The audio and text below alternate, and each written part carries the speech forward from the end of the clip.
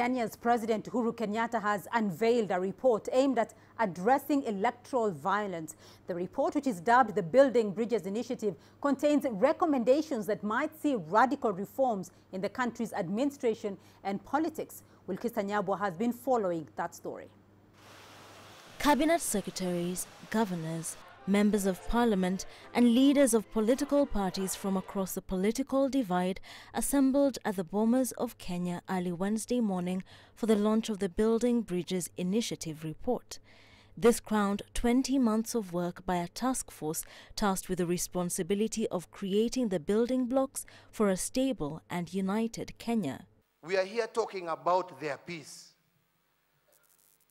And once we assure them and we give them an enabling environment, these 47 million people are mature enough to elect the leaders that they want. Ours is to enable them to do so. The BBI task force was assembled in the aftermath of the closely contested 2017 presidential election. The recommendations aim, among other things, to address the historical issues which cause cycles of violence and political strife every election cycle. The Building Bridges report is aimed at bridging the gap in the country. It proposes a radical shift in the country's governance structures. If the proposals were adopted, Kenyans would continue to elect their president, who remains the head of state and government, with the deputy president as his assistant. The president would then appoint a leader from the largest party or coalition in parliament as prime minister, this appointment subject to approval by parliament. The task force has also proposed radical changes to the Independent Electoral and Boundaries Commission.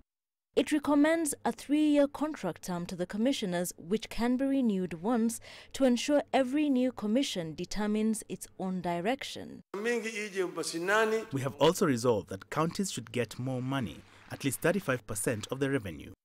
A section of political leaders have registered their objections to the proposals, saying they are likely to be politicized. The recommendations and the proposals that have been put forward that will form the basis of our discussion, to a good extent, Your Excellency, informs us on how to build institutions, to get our politics away from personalities and ethnicities to institutions that will carry all of us, irrespective of who we are, where we come from, the language we speak, or the political party we subscribe to. The report appears to lead Kenya to a referendum, with all proposals made likely to come through bills or policy changes. Wilkister Nyabwa, CGTN.